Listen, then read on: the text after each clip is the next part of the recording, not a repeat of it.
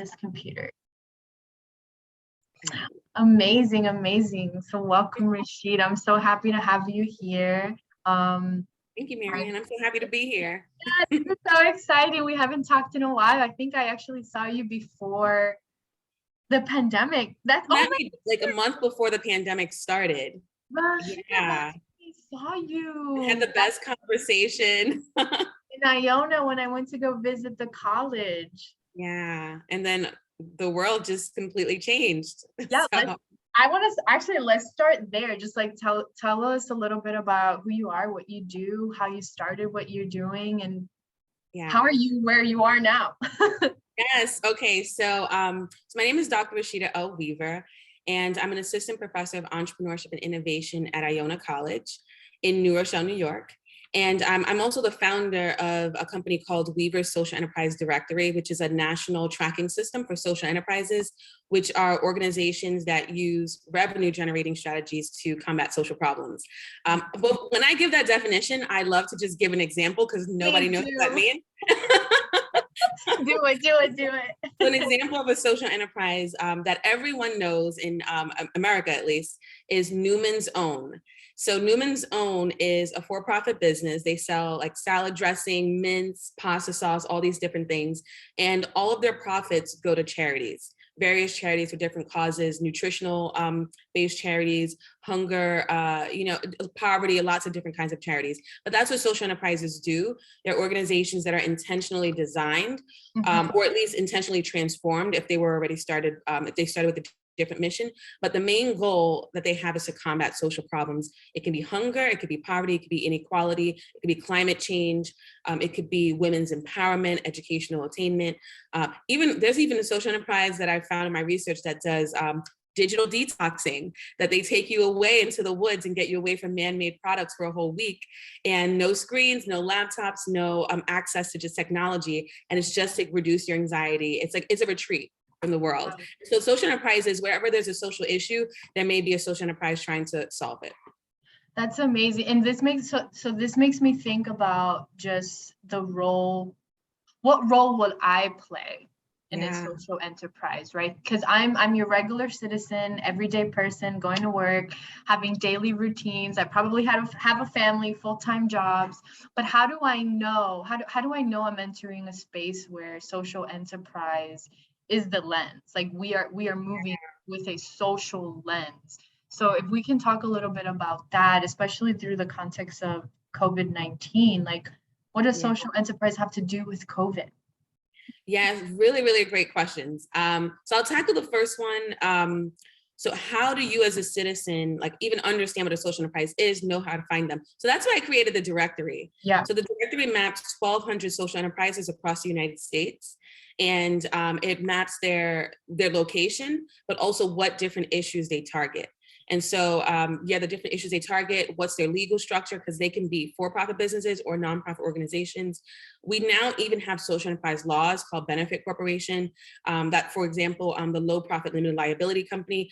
And what I say to the average person is your purchasing power is powerful. Her purchasing power is powerful. So how we spend our money and where we spend our money is very, very important. And so social enterprises tend to be revenue generating organizations in the sense that they're not just relying on grants, right? They can be for-profit or nonprofit. So even the nonprofit social enterprises have a commercial revenue generating component. And so I'll give you another example of one. In Camden, New Jersey, one of my favorite social enterprises is called CK Cafe. And so I used to live in Camden. I got my PhD at Rutgers University, Camden. And CK Cafe has a homeless shelter attached to it with a soup kitchen. And they also have an actual cafe. And so the cafe is open for several hours a day for people to just come in, get their coffee, get their dessert, get their lunch. But the difference between them and a regular cafe is that everyone working there was either formerly incarcerated or homeless or extremely impoverished. And so that's how they're a social enterprise. The money from the cafe literally goes to hiring people from challenged backgrounds to, and then funneling them out. So it's almost like a training opportunity. They train them to work in a cafe, they give them skills. And once they feel that they're ready, they graduate and they refer them to work in different positions throughout South Jersey.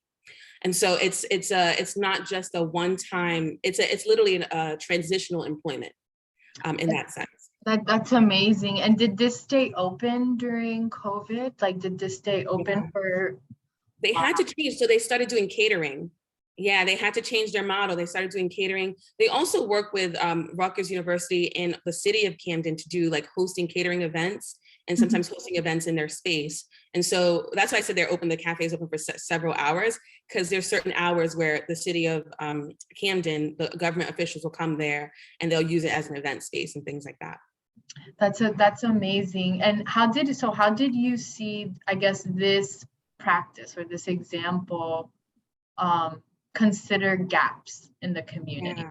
Right? Like what kind of gaps or what kind of inequities, right? Like what inequities were present for that establishment to flourish the way it is, right? To transition some vulnerable people. And for them to even want to create it. And so I love that you're asking that question, because most social enterprises are started by people that have experienced a particular problem, the particular problem that they're fighting, or they've seen it.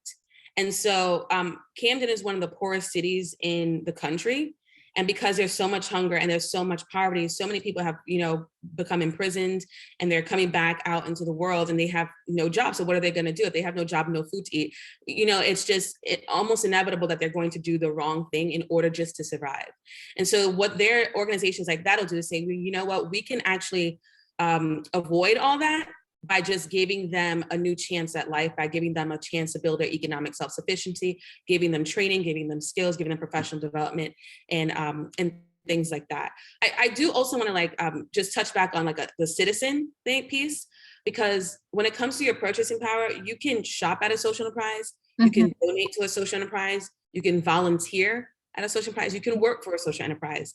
And many companies, have you heard of Warby Parker? The eyeglass company? No, I haven't. Really? Oh, so they're the buy one, give one. They're one of the most famous social enterprises. Well, one of the most successful. They're a massive company.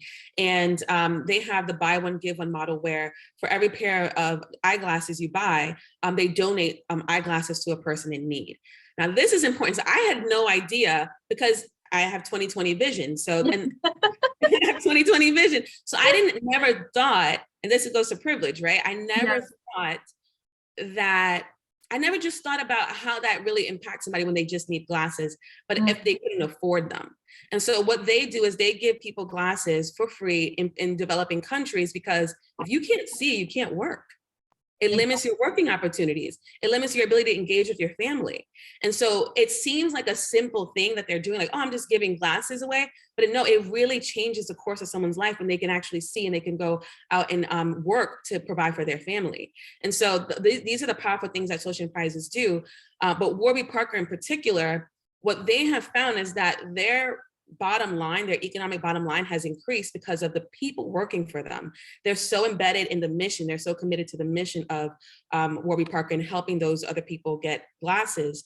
And they've even launched into training them how to sell glasses too in developing countries, so that they're employing them, giving them jobs, that their workers are so committed to them that they actually make more money that way, because just being a social enterprise. So this sounds to me that it's a very integrative process. Social enterprise integrates the community.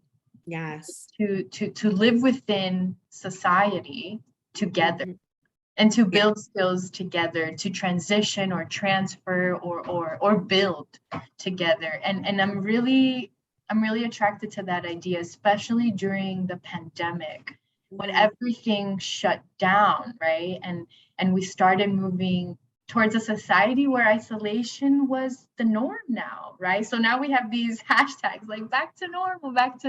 But for a while, what was normal was feeling isolated and being distant, right? And not just from the people we love, but building skills, right? Yeah. Building skills, enhancing skills. So I think about that. How does one function within a social enterprise, at least through the lens, when we're living in such isolation?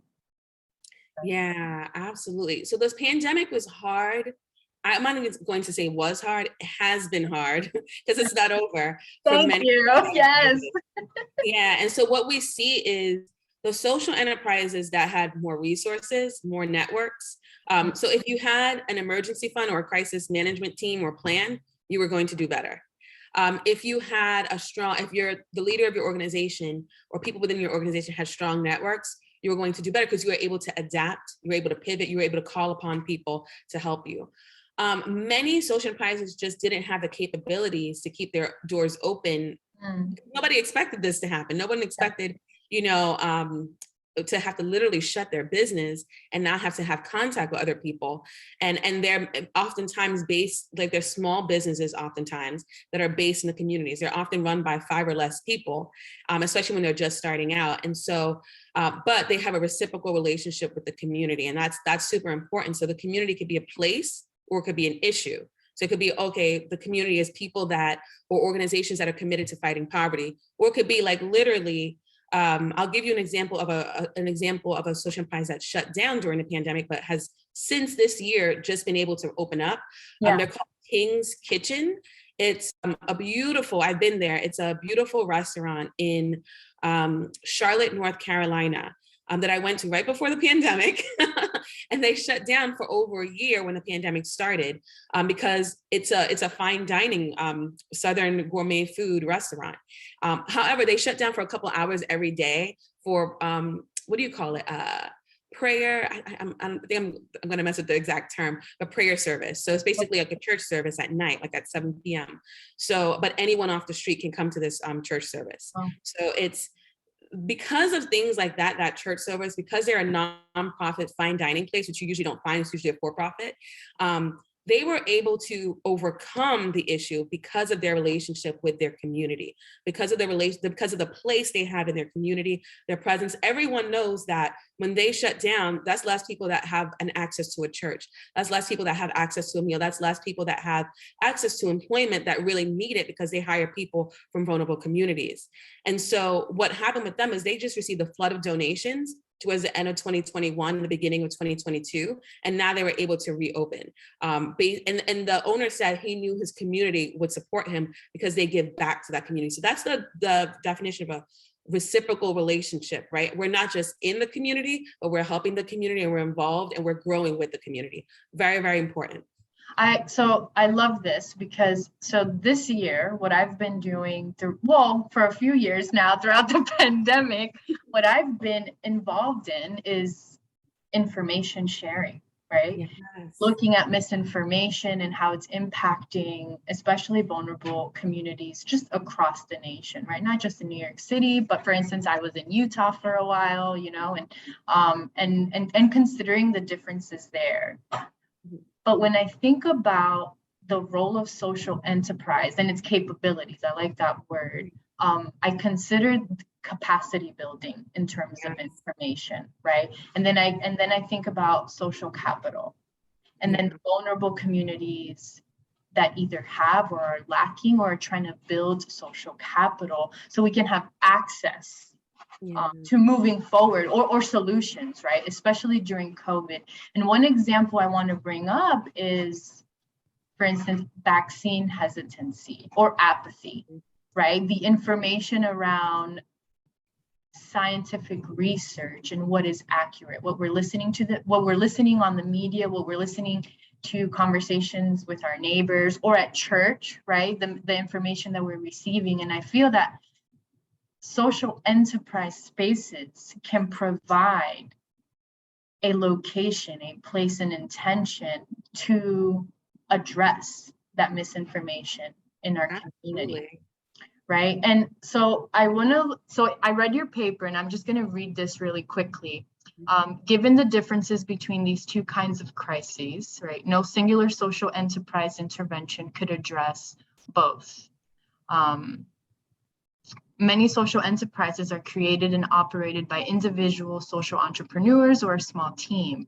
It is difficult for such a small number of people to tackle such major issues. However, when organizations collaborate to address societal issues on a local level, they can work toward improving local conditions.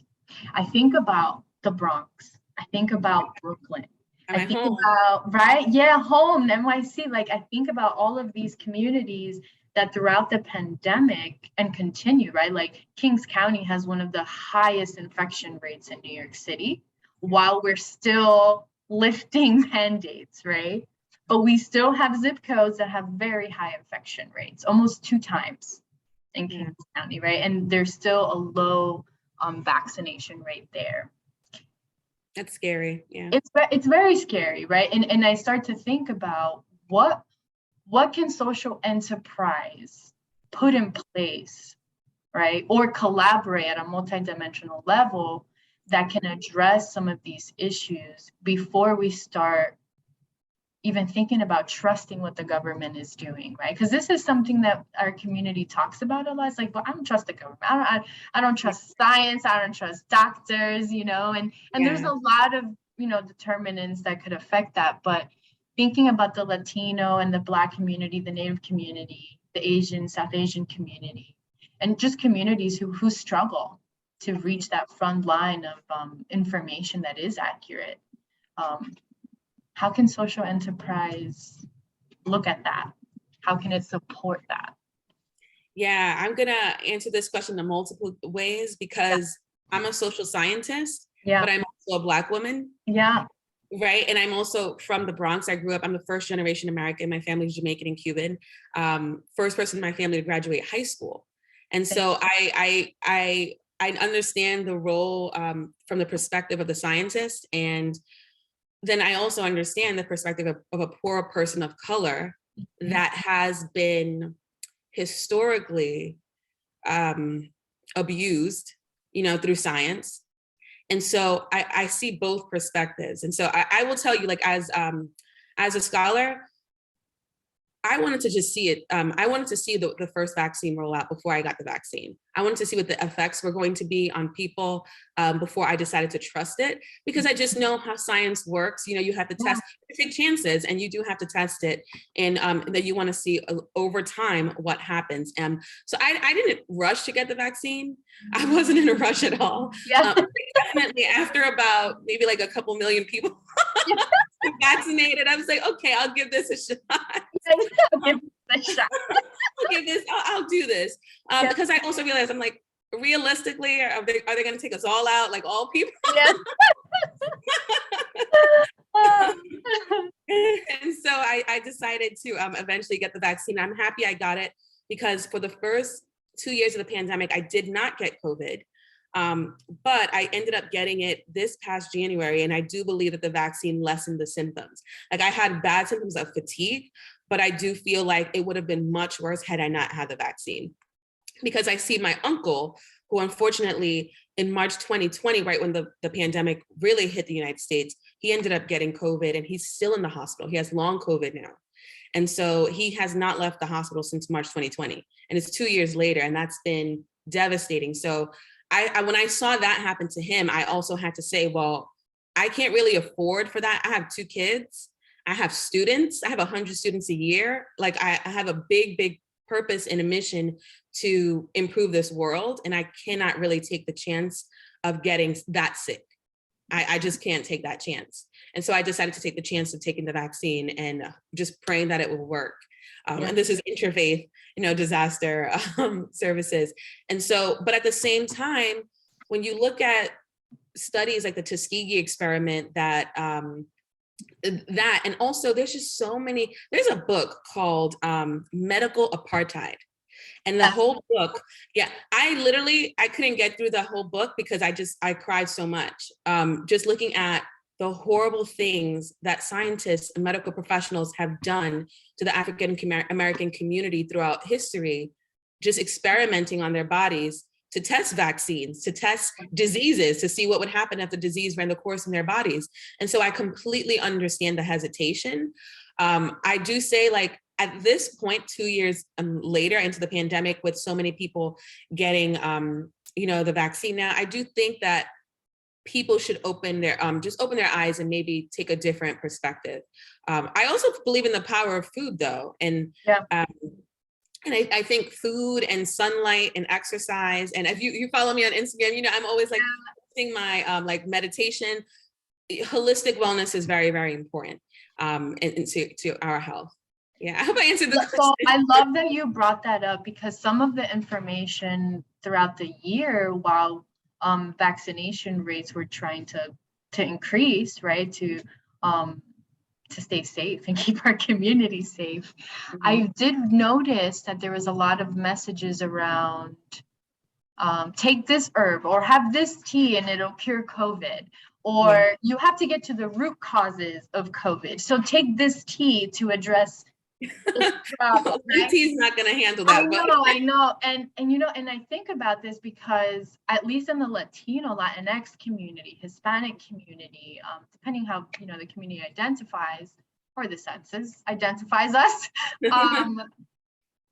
we do depend on that kind of information that does come with our history. It comes with our culture, and not just like our collective culture, but our more micro cultures, right? Like at home, our neighbors in our building, our neighborhood, my block, right? Like that kind of culture. So there is information that is being passed down around that, right? In terms of that kind of conversation. But thinking about messaging, thinking about hesitancy, thinking about crisis, and thinking about the ways people can come together to ensure that perhaps maybe the next pandemic, or if we're faced with another pandemic, I would really like to see social enterprise capabilities be in place more for preparedness. Absolutely. And I say, like, my book is coming out. It's called The Social Entrepreneurship, A Practical Introduction to Social Enterprise. In that book, I literally say, if every poor community had a social enterprise, it would be a game changer.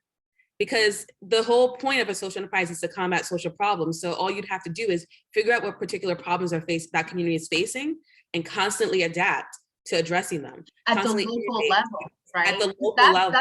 That's what I loved about this piece is three: local level and collaboration, right?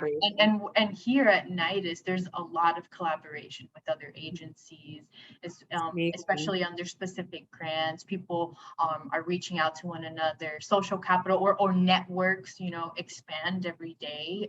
And there's also the trust. And I want to move a little bit to that, because I think social enterprise practices, capabilities, and lens can lend to trust, which is something that, a lot of vulnerable communities or communities of color, minority, poor communities, we do face that challenge of trust, right?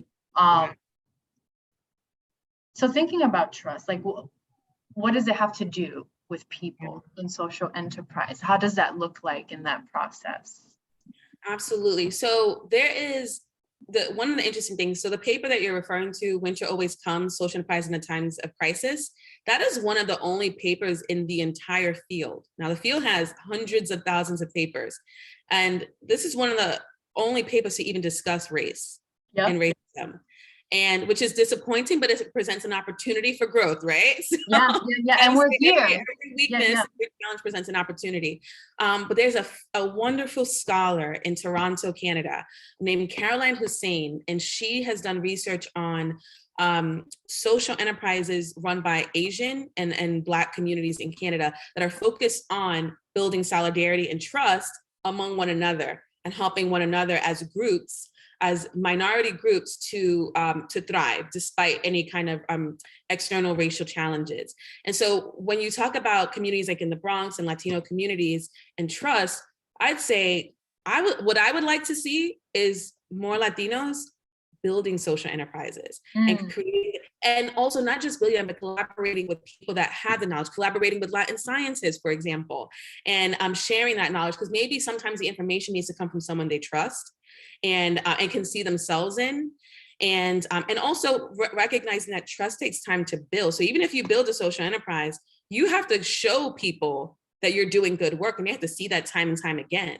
And you have to, in order to really do it adequately, you have to understand their needs, that need for trust, but also their need for just being connected to one another. I love that. I love that because I I know you go through these thinking processes as well, just based off some past conversations we've had. But I think a lot about social change and like, what does social change look like at a scientific level, at a social level, particularly, And right? I don't Like say what positive social change because positive. Talk more yeah, about that, actually. yeah. So I now just say positive social change, like, and throw that positive in there because, you know, the attack that happened last year on January 6th on the US Capitol, that's social change. Mm, Not say attacking our capital is positive. That is a mm. very negative thing and putting our lawmakers at risk and at harm. And so I always emphasize that you cannot really be a social enterprise or a socially conscious organization if you are doing things that hurt people, you know? And so that's how we can distinguish, because you can, a social group is just a group of people together talking about something social. But when you put something positive in front of it, now we're talking about positive social changes and doing things that can uplift people and advance their development. And so I now emphasize that. I thinking about what you just said, I also consider the opportunities for advocacy in social Yeah. enterprise, right? Because thinking about connecting positive social change, right? Thinking about we're not hurting people. This is positive social change, right? We don't want January 6th to happen again. That's not the social change we want, right? But I do perceive, though, that social enterprise can create a space for advocacy. Can we create trust, even though it's a process or it's slow, but people transform, people transition, people learn, people change, people partake in positive social change. And I feel that these spaces can contribute to advocacy, right? Through collaboration, right? At the local level. Through advancing law as well, through the whole idea of creating a new organization, that's an institution. And that's not just one person, it becomes a powerhouse because now you have collaborators, so more is at stake. And so you have more power that way. And I do see social enterprises do that. There's different levels through which positive social change can occur. And one of them is systemic change. So literally advancing social enterprise law, changing people's mindsets, even that's a social movement. Like changing people's mindsets to recognize that you do have purchasing power. You don't have to just buy something anywhere. You can use my directory, for example, and figure out where, and I'm improving it this summer. Yeah. And so, because right now it focuses on the social problem and like, what social problem do you want to support? But what I wanted to focus on is what people tend to focus on. What do they need? What do they need to purchase? So if they need to purchase it, that's what they're looking for. And then, oh yeah, I happen to solve, I happen to be supporting this social problem as well, supporting the alleviation of the social problem as well. And so, so just thinking about it from a consumer's lens. That's so important. Just teaching other people, now that you know what a social enterprise is, teaching other people about it and looking for opportunities to participate in that. So as we move towards the end of this conversation, I want to think about the role that social enterprise plays in crises. Mm-hmm. That since we're still in a pandemic, people are still getting vaccinated, people are still getting boosted, people are still also listening to the media, and people are also still protesting. I mean, just last week, there was a group of pilots who protested because people were still wearing masks and they didn't want to wear masks on their flight, right? And this is just last week, but a lot of these other protests don't make national news that way. But we're still facing some of these social problems while trying to live, our social and cultural lives. So thinking about crises and that we're still in a pandemic while still navigating changing mandates, restrictions, and where can we go? Where do we have to show our proof of vaccination, right? Yeah. Or where will they ask us if we're vaccinated or not? Like now we have a card. Some people don't even have a card, right? So they're going to keep going without ever being vaccinated. But I try to remember that it's not just the person who has the responsibility. It's not just the individual, because there is a context within an individual, right? We all have a background. We're all sitting on certain foundations, and there's many things at play, many systems at play that affect our decision making, right? So I didn't blame a lot of people. Like earlier, you said you didn't get the vaccine right away. You waited, right? And I think you and I have both the advantage of considering all of the possibilities and outcomes, right? Based on what we decide. But a lot of people in our community don't have that time. They got to go to work full time. They got to, take public transportation full time. They got to take their kids to work. So a lot of the contemplating or the information searching that you and I were able to do and make a clear decision to get vaccinated, others don't have. So when I think about crises, right, and how spontaneous it can be, like, look at this. I mean, we had a shutdown overnight, right? Yeah.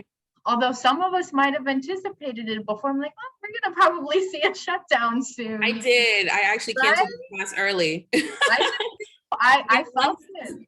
I felt it coming too. I felt it because I studied abroad in Italy. And once I saw what was happening in Italy, I was like, Italy is literally one of the most relaxed places on earth. Like, they're so chill, they're so relaxed. And I was like shutting down the whole country. I was like, I'm canceling class. I'm telling my students to go protect yourselves and your families. And next thing you know, I ended up being right. Yeah. And I didn't want to be right, but I felt it. I felt it coming. Yeah.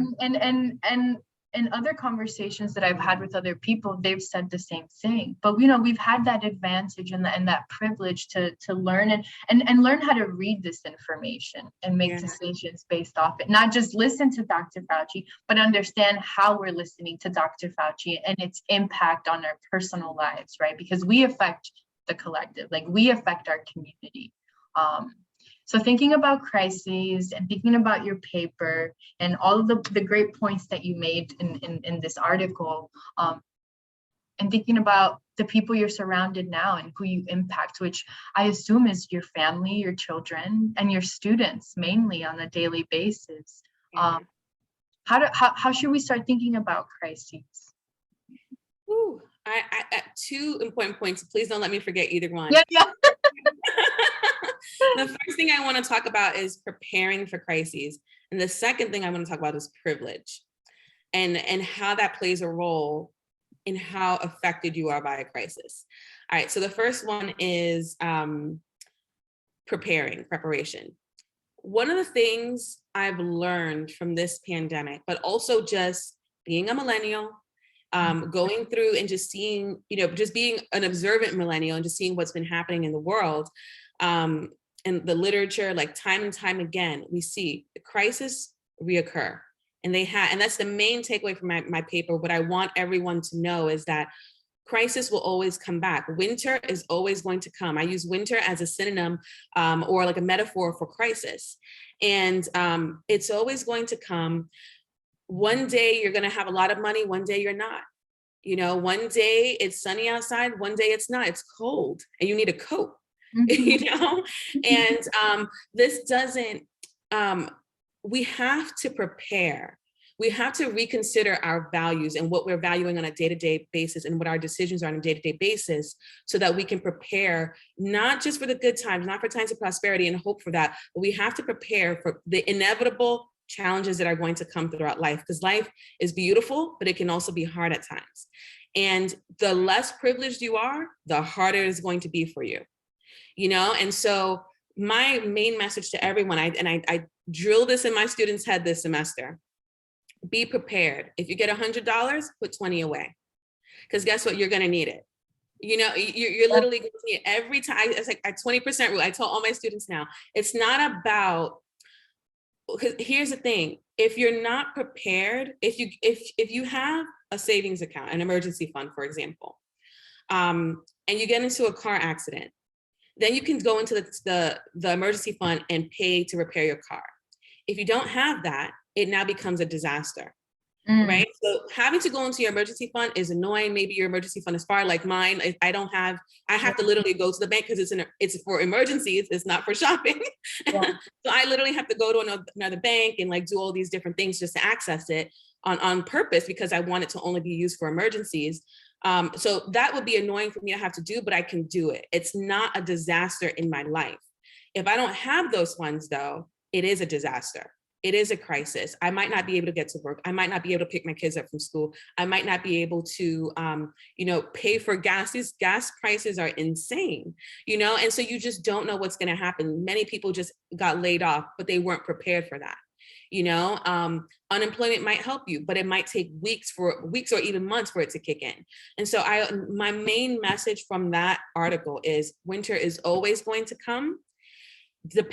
You can control how fast and how hard it hits you by preparation and by changing our values. The material things did not matter to us when the world was shutting down and we did not know what this virus was, right?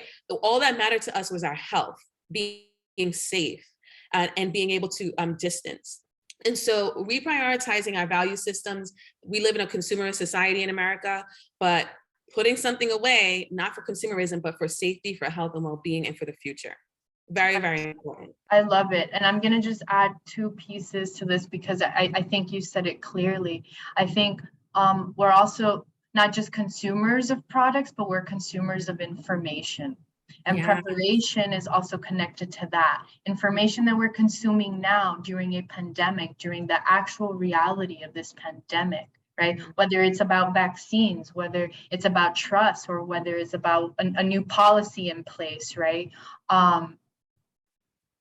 Connecting that information will be essential to preparation. Absolutely. Right. And building relationships. And that's the final piece that I want to say is that this paper, the biggest takeaway was building relationships.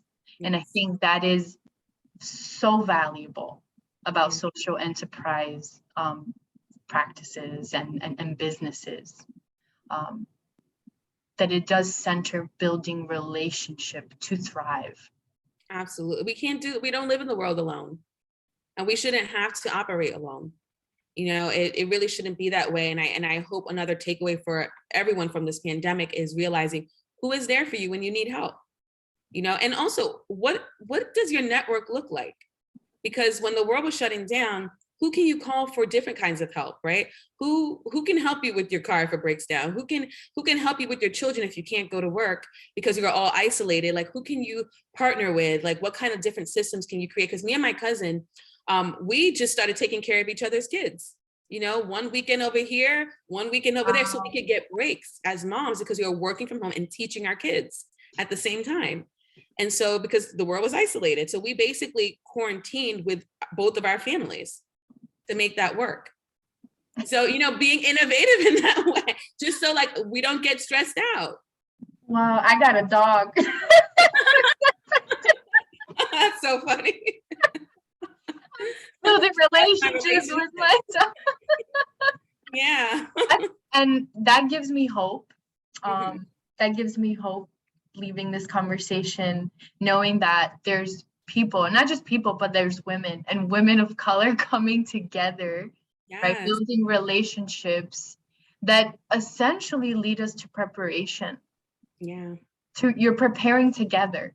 And I think that's a key takeaway of this pandemic is that at the end of the day, after all the information, after all the misinformation, after all the decision making, and after all of the waiting, that what we do have is relationships still. Yeah, our humanity. And I do want to mention one thing about privilege that I found very interesting throughout the pandemic. And it kind of relates to being prepared, but really it's difficult to prepare. It's easier to prepare where you have been in an intergenerational privileged position to be prepared for anything, really. And so, like, I'll give you some examples. Yeah. Hurricane Ida came and it hit New York and New Jersey. We didn't even realize it was going to be a huge issue because we don't have hurricanes that are that bad. My tree fell down. It cost me thousands of dollars. Like it was flooding, like all my neighbors' houses flooded. It was insane. But it hit New Orleans, I believe, a lot harder. But here's the thing about I learned during this pandemic, and with all these different, the racial uprising, all these different issues that were happening at the same time, was that if you had the means, the financial means, if you had people, friends that just were well aware of things that were happening and they could whisper in your ear, like, this is about to happen, you can go, you could just leave. You can avoid a hurricane.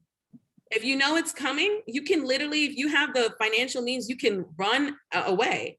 If you know that a racial uprising is happening and riots are going to happen on your street, not necessarily riots, but protests, you can leave. You can literally run away from the problem.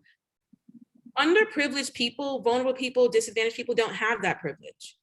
And this is why it becomes even more important for us to prepare. And I say us because I'm doing very well now, but I'm a first generation American. I mentioned my parents did not graduate high school, right? So I still have family members that are very impoverished. And so I have to be able to navigate that experience and help them to the best of my ability, but that's also a lot. And when you just don't have certain privileges, like I was able to move during the pandemic. I ended up doing very well because I moved into a house, not realizing the housing market was going to skyrocket. So I sold the house, ended up making money, a lot of money from it, being able to take advantage of the time, the opportunity of this time. So one of the things that taught me was that if you are in a certain position economically and intellectually, every crisis actually is an opportunity for you, right? That became an opportunity for me to make money. But everybody didn't have that position. So I first used the house to get away to the middle of nowhere. So I didn't have to worry about social distancing, right? Because I was able to do that, and then sold the house and ended up once I was vaccinated and things were clear and things were getting better, I was able to do that and make a profit from it. And a lot of people that were in just more privileged positions were able to do those things. It ended up literally benefiting from a crisis. Whereas people were losing family and friends in droves because they couldn't get out of those situations because of lack of resources, lack of preparation, lack of knowledge, fear and distrust of government and medical professionals. It has huge consequences on our lives. And that is it's a cycle that keeps on happening as well. It's a cycle. It's a cycle that keeps on happening. And so, and now that I've been able to do this once, I now know the next time a crisis happens, what to do. You understand? So I think it's just so important coming from a more vulnerable background, a historically marginalized background. It's so important for me to educate and equip those people to be able to have the opportunities that I have and not just turn a blind eye now that I'm okay. Because people do that. And so just being able to, that's why I'm so happy to do this talk. And I'm so happy to just be able to go on a book tour this year and just talk about those stories, because I want to be able to help as many people as possible, just not have to go through those devastating circumstances and then have that repeated throughout time, throughout the different generations of their families, because it's just not right. And I honestly, in my heart, I believe that this is a big, beautiful world. We have lots of resources. I honestly don't feel like anyone needs to starve. I don't feel like anyone needs to be homeless. If we just were able to reallocate some resources and improve our decision-making, we have more empathetic leadership and decision-making, we could really make this world a better place for everyone. Everyone doesn't need to be rich, but everyone also doesn't need to suffer. The amount of people suffering right now do not need to. So that's my main thing I had to say. I thank you so much, Rasheada, for just having this conversation with me. I feel like this conversation just brought together everything I've been doing for the past 2 years. Yes, and thank you for doing it. Thank you for doing it. Because this is breaking a cycle. This is breaking a cycle, especially of information within our communities, right? So thank you so much. I honestly look forward to just talking with you again. I am so sure we will. Yes, we will. I know. I'm so happy. Thank you for having me. Thank you so much for having me. Thank you. All right. Let me close this out. All right. Have an awesome day. Thank you. You too, Rasheada. Bye.